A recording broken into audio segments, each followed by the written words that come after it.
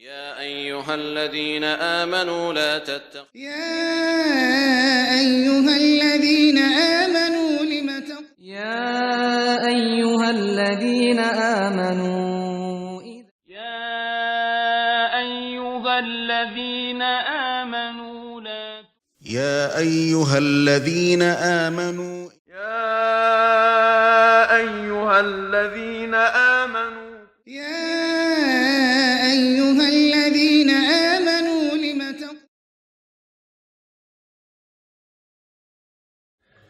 بسم الله الرحمن الرحيم الحمد لله والصلاة والسلام على رسول الله وعلى آله وصحبه ومن والاه أما بعد السلام عليكم ورحمة الله وبركاته Aziz muhtaram qarindoshlar, mu'minlarga nido darsimizning bugungi qismisi Alloh subhanahu va taoloning so'zi ya ayyuhallazina amanu lima taquluna ma la taf'alun kabura maqtan 'indallohi an taqulu ma la taf'alun innalloha yuhibbul ladzina yuqatiluna fi sabilihi saffan ka'annahum bunyanun marsus degan bu haqda bo'ladi. Aziz qarindoshlar, Allah subhanahu wa ta'ala insanın bir türküm süpetlerini, ahvallarını yaxşı görüdü. Yani bir türküm süpetlerini, ahvallarını en yaman görüdü ve onundan düşman tutudu. Allah bu ayet arkalık bizlerge en yaman görüdüğün, düşman tutuduğun süpetlerden, insanın süpetlerden birini bayan verdi. O bozumu insanın sözü bir tarafta, özünün ameli şerikti yeni bir tarafta. Sözü bilen ameli hayatı maslaşmaslık, uygun kemeslik, sözüge sözlüğüçü iyi bulmaslıktan ibaret mana bu ahval. Allah bunu kattık yaman kurduğun ve onu düşman tutduğunluğunu bayan kıldı.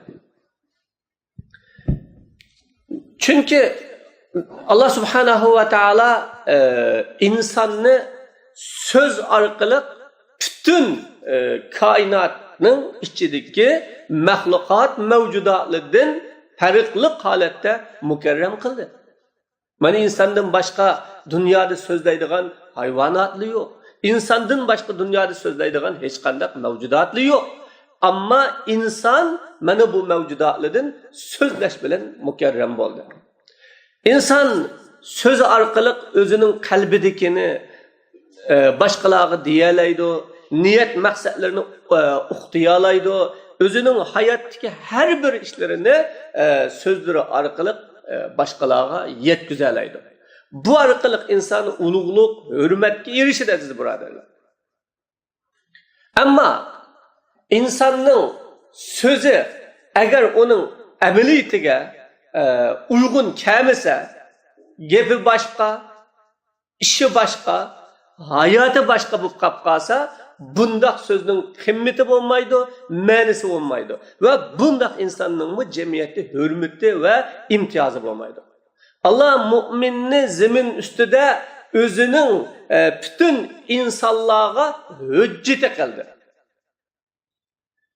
Mümin arkalık Allah nimini yaxşı ko'radiganligini, nimini xalaydiganligini bayon qilmoqchi. Mümin Allah'ның zemin üstüdeki mingivatgan tirik Qur'onlari. Haqni so'zlayotgan so'zligi, haqni so'zlayotgan da'vatchilari, haqning hujjati bo'layotgan isbotlari ve haqning nurini chechayotgan nurliq chiroqlari o mümin. Eğer mümin özünün sözüde rastçıl bulmasa, mümin ameliyatı bilen özününki sözünü birleştirmese, onun o vakitte Allah subhanahu ve ta'ala'nın zemindeki hücceti, Allah'ın zemindeki nuru öçeşke başlaydı. Mana bu en ağır ve en katta cinayet bu. Şuna Allah subhanahu ve ta'ala mana bu ayet-i kerime arkalık müminlara alahide hitap kıldı. Aziz qarindoshlar, bu mümin Müslümanlarning mümin Müslümanlarning dinni qo'g'dayman, dinni himoya qilaman, dinni muhofaza qilaman, dinga yordam beraman degan bu davosidan burun eng oldi bilan o'zini Qur'onga moslashtirishi lozim. So'zi bilan amaliyatini birdaklikka ega qilish lozim.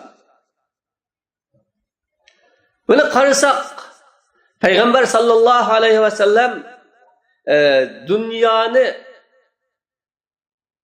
uningdan boshqa hech kim o'zgartirmagudek darajada o'zgartirdi. Dunyoga ta'sir ko'rsatdi. Rasul akram sallallohu alayhi va sallamning da'vati bilan tarix o'zgardi. İnsanlarning yashash o'lchami o'zgardi. Yashash programmasi o'zgardi. Rasul akram sallallohu alayhi va sallam bilan insonlar yangidan dunyoga tug'ilgandek bir holat shakllandi. Ta bugungi kunga qadar milliarddan ortiq inson mana bu haqqa erishimiz, haqqa amal qilamiz deb o'zining jonlarini, mollarini bu haqning oldida qo'yib ketyapti.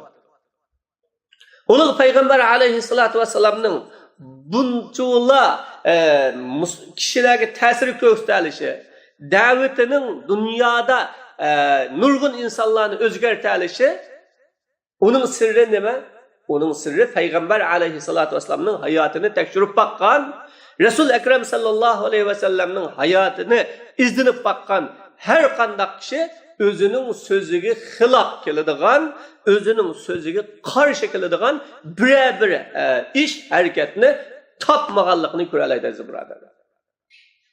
Demak, payg'ambar alayhisalom qanday so'zni desa uningga ega bo'ldi. Qanday va'dani qilgan bo'lsa uningda turdi. Qanday da'vo qilgan bo'lsa shu da'voning yo'lida mustahkam mangdi bu. Shunga Alloh subhanahu va taolo mana bugun mu'min musulmonlarga o'sha so'zi bilan amaliy harakati qarama-qarshi bo'ladigan, bu orqali so'zning qimmati, shu so'zligichi kishiningki qimmati yo'q bo'ladigan bu rezil qilmishdan alohida agalandudi va to'sdi. Ana oyatning tushish sababiga kelsak, Abdullah ibn Abbas radhiyallohu anhu deydi, payg'ambar alayhissalatu vassalamning sahobalari Alloh subhanahu va taolo eng yaxshi ko'radigan, eng do'st tutadigan amallarni bilsak, biz shu amallarni qilish orqali Allohning yaxshi ko'rishiga erishsak, shu amallarni qilish orqali Alloh taolaning roziligiga erishsak deb payg'ambar alayhissalatu vassalamning huzurida ana shunday talablarni qilgan, orzularni qilgan. Alloh subhanahu va taolo buning bilan sahoba kiramlarga jihadni farz qildi. Jihad mana insonni Allohga eng yaqinlashtiradigan, darajasida eng oliy qiladigan, Alloh eng yaxshi ko'radigan amallarning birisi. Silib mushuni qilinglar degan chaqda bir turkum sahobalar buningdan qo'rqdi va buni xohlamadi. Alloh bu holatga qarta ya ayyuhallazina amanu lima taquluna ma la taf'alun. Ey menga ishongan mu'min bandalarim, nima uchun qilmaydigan so'zni, qilmaydigan ishni sizlar qilamiz deb da'vo qilasizlar? Uni deysizlar deb Alloh bayon qildi. Ayıpladi bu yerda. İnson o'zining so'ziga ega bo'lish kerak, aziz birodarlar. Bizning bir maqol tamsillarimiz bor.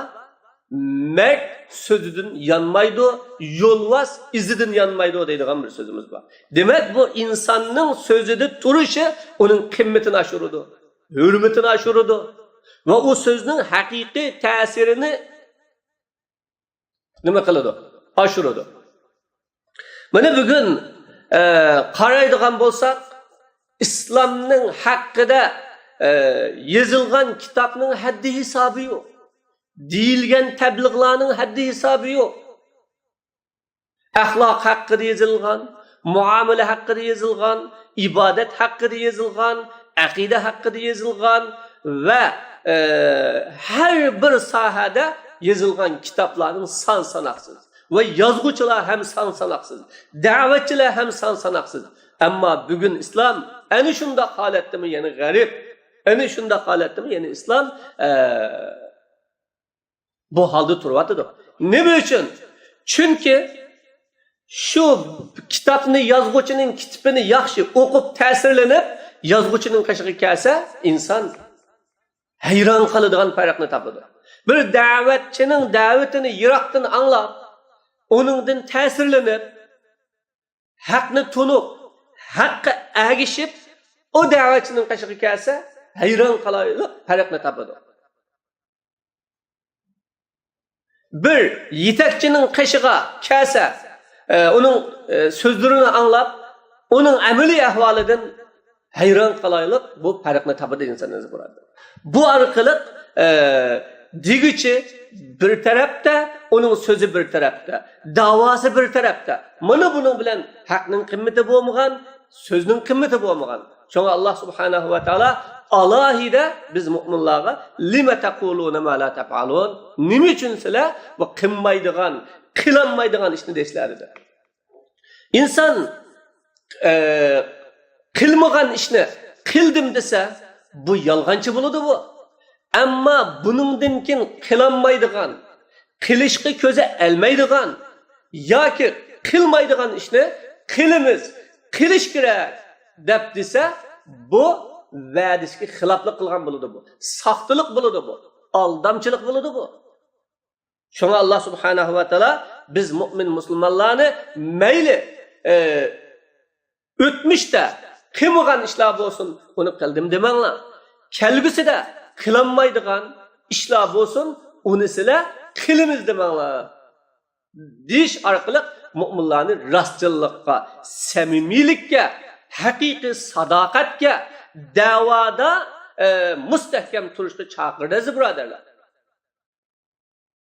Biz bugün hammamiz kishilarning nasihat anglamag'ini, ota-onalar o'zining bolalarini yaxshi tarbiyalanmaganligini, olim ulamolar, ustozlar jamiyatning nasihat anglamaganligini, haqqa agashmaganligini va to'g'rini qabul qilmaganligini bayon qilyapmiz. Bu yerdagi masala oldi bilan o'zimizni bir tekshirishimiz kerak. Chunki biz mana bu musulmonlarga ishonch beraldikmi? Sözümüzde musulmonlar bizni rostchil topaladimi?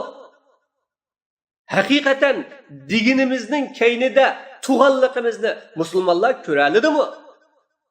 Buni bir o'ylashimiz lozim. Tabliğ qilgan vaqtda nurg'un so'zlarni so'zlaymiz, kishilarni yaxshilikka buyuramiz, yomonlikdan to'simiz, eng afzal ibodatlarga qiziqtiramiz, mas'uliyatlarni ustiga elishga yetaklaymiz. Amma mana bu ish o'zimizning ustiga kelgan chaqda buningdan har xil ahvolda qochimiz. Alloh taolo atamuruna an-nasa bil bir va tansawna anfusakum va antum tatlunal kitab.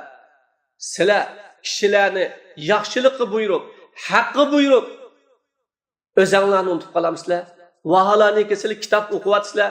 Kitobning talabi taqozosi amal qilish, kitobning taqozosi durust bo'lish, samimiy bo'lish tursa deb Alloh bu yerda bayon qildi, birodarlar. Demak, bu mu'minning Alloh yomon ko'radigan, dushman tutadigan sifatlaridan birisi cho'qim o sözüdür rastçıl buluş. Sözü bilen ameliyeti birge buluş. Bulup mu? Kişilerini yetaklaydıgan, tesiri gösterdigan, Allah'ın zemindeki nur hücceti buluduğan, kişiler hakkını kubul kılıp alıdıgan, doğrunu kubul kılıp alıdıgan, onundan ügünüdügan, ustaz süpetlik, ölüma süpetlik, peygamberlerinin izbasarı boğan, varisleri boğan, mana bu süpetlik kişiler çokum sözü bilen ameliyeti bir buluşu lazım. Allah bu arkalık kelgüsüde kılanmaydıgan işini deyiş arkalık mana Müslümanlarını aldaydıgan, etraftakilerini aldaydıgan bu sahtı işten Allah tosudezi buradarlar.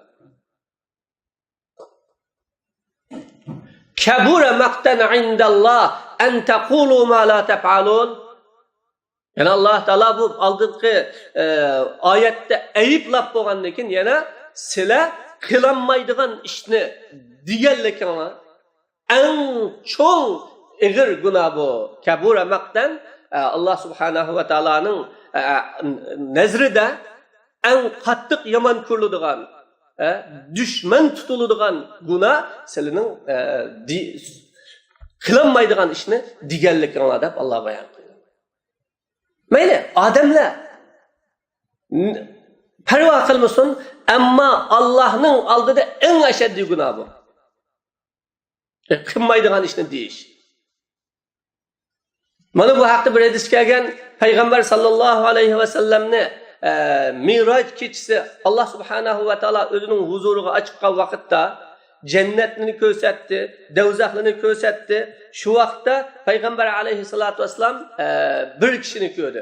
Bu hadisda yuja'u bir rajul yawmal qiyamah. Qiyomat kuni bir odamni keltirildi, u odam o'tga tashlanadi. Buning ushaylari, qo'saqlaridan chiqib ketadi bu odamning. U odam shu eshak og'amchisida bog'lanib aylanganidek shu ushaylarining atrofida aylanadi. Bütün do'zax ahli uning atrofiga kelib, "Hey, faloni, sening holing nima? Nima uchun sen bu holga, bu ig'ir azobga qolding?" degan chaqda u kishi deydi, "Sen bizni yaxshilikqa buyurib, yomonlikdan to'smamding, haqqa yetaklamamding, bizga ustoz bo'lmaganmisan?" desa, u kishi deydi, "Men sizlarni yaxshilikqa buyurdim. Ammo uni qilmaydim. Yomonlikdan to'sitdim, munkardan to'sitdim, ammo uni men qilib salatdim. Demakki, men sizlarni buyurgan haqiqatni o'zim qilmaydim. Namozga buyurib, namozni vaqtida o'qimaydim. Jihadga buyurib, jihadga bormaydim. Avlodni yaxshi tarbiyalashga buyurib, uningga ko'ngil bilmaydim. Oilaga kuyinishga buyurib, oilaga kuyinib bo'lmaydim. Qisqasi, mas'uliyatni to'liq ado qilolmagan, haqda mustahkam turolmagan. Shuning uchun men bu eng ig'ir azobga duch keldim deb Alloh subhanahu va taoloning oldida so'rg'uchilarga javob berdi, birodarlar. Demak, islom her bir kishini, mu'min musulmon kishini cho'qim o'zining so'ziga ega bo'lishga chaqiradi. So'zni o'ylab qilish kerak. Mushu so'zni tura olamdimi, tura olmamdimi deb. Bir sahoba deydi, bizga payg'ambar alayhissalatu vassalam keldi. Biz kichikdik, yoshimiz kichikdik. Onam meni chaqirib, "Ey o'g'lim, bu yerga kel, men sana bir narsa beraman" dedi. Men yugurib keldim. Onam xurmo berdi.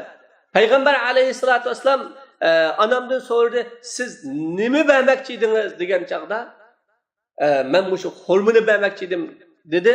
Rasululloh, "Agar siz berishni iroda qilmay chaqirgan bo'lsangiz, bu yolg'onchilik" dedi. O'ylab boqinglar. Islom o'zining farzandiga uni olib beray, buni qilib beray, ma'ni qilsang men sana mundaq ishni qilib beraman deb va'da qilib, ana shu va'daga to'g'anlikning o'zini yolg'onchilik deb bayon qildi. Yani İslamda 4 xil xislat bor. Qandaq bir kishi de uningdan bir xislat tepilsa, nifaqdan bir xislat tepiladi. Agar 4 xislat tepilsa, u kishida u kishi mukammal nifaq bo'ladi deb, mana bu 4 xil xislatning birisi va'daga xilof, va'da qilsa xiloflik qiladi. So'z qilsa yolg'on aytadi. Gap qilsa yolg'on aytadi. Omonat qo'yilsa, omonatga xiyonat qiladi. Ahdi qilsa, ahdisini buzadi deb payg'ambar alayhisolatu vasallam mana bu so'zida turmaslikning o'zini nifaqning alomati, nifaqning xislati deb bayon qildi. Ya'ni munofiqlikning bir turi, bir xislati mana bu so'zda turmaslik, ahdisda turmaslik, va'dasida turmaslik aziz birodarlar. Çünkü İslam bu ayet-i kerime orqali biz mu'min musulmonlarning eng yomon ko'radigan bir ahvolini bayon qildi. Mana biz qarasak, Alloh menga iqtisod bersa, uni yaxshi yo'lga xarjladim. Alloh menga farzand bersa, olim ulamo qiladim. Allah mening tinimni saqlagan bo'lsa, bunda yaxshi ishlarni qilib oladim deb nurg'un ishlarni arzu qilamiz. Ammo Allah onunga yetkizsa, biz uni qila oladikmi? Qildikmi? Sözümüzde turdukmu? Bunu bir o'ylab baqish kerak. Şuna Allah deydi, ey mu'minlar, nima uchun sizlar qilmaydigan va qilinmaydigan ishlarni sizlar qilamiz deb so'zlaysizlar, da'vo qilasizlar deb Alloh taolo mu'minlarning orasida yolg'onchilik, aldamchilik, ikki yuzlimichilik paydo bo'lishning oldini Alloh taolo bu oyat karim bilan oldi ve onun qattiq zarba berdi Alloh taolo.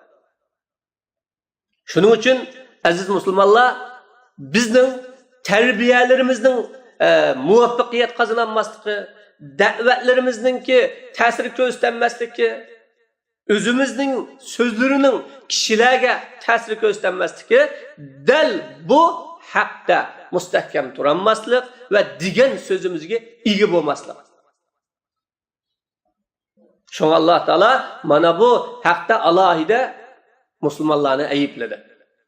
Bugün İslam'ni musulmondan o'rganish ki bo'lmaydigan bir holatga kelyapti aziz birodarlar. İslamni o'rganish uchun cho'qim Qur'ondan o'rganish, İslamni o'rganish uchun Qur'onning haqida yozilgan kitobdan o'rganish. Ammo insondan o'rganishga bo'lmaydigan yerga keldi. Chunki musulmonning hayoti, amali, ish harakati Qur'onga uyg'un emas, hadisga uyg'un emas. Haqiqiy musulmonning ruhiga uyg'un emas, haqiqiy musulmonning hayotiga ham uyg'un emas birodarlar. Şunu bizga bu zulm, bu zillat, bu xorlik tushyapti. Chunki kabura maktan indalloh.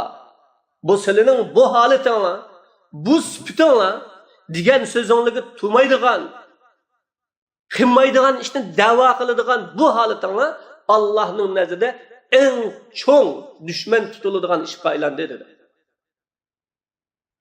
Allah düşman tutuşu yeterlik edi. Lekin en çok düşman tutulgan iş aylandı deb Allah bayan kıldı. Kabura degan söz bilen Allah bunu bayan kıldı. Bu bek çok iş bu dedi. Şuna her bir davetçi bulsun, ulema bulsun, her bir la ilahe illallah degan şahs bulsun, o aldı bilen demekçi bo'lgan sözüge, qilmoqchi bo'lgan davatiga ve qilgan davosiga cho'qim turish kerak aziz birodarlar.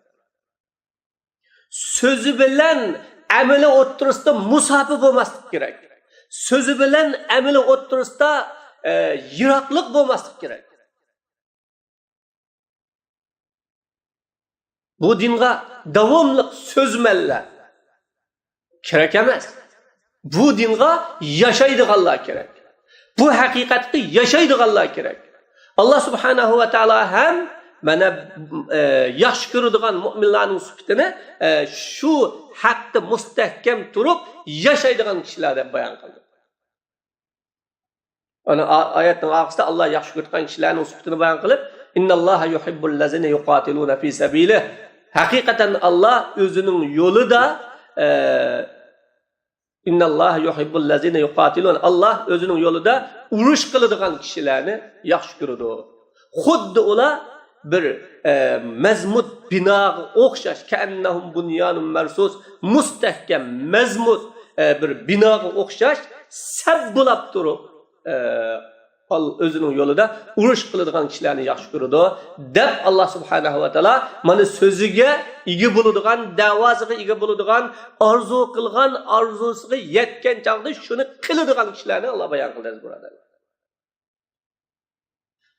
Allah hammamizni so'zimizga amal qiladigan, so'zimizga turadigan kishilardan qilsin. Va axiru da'vana alhamdulillahi robbil alamin.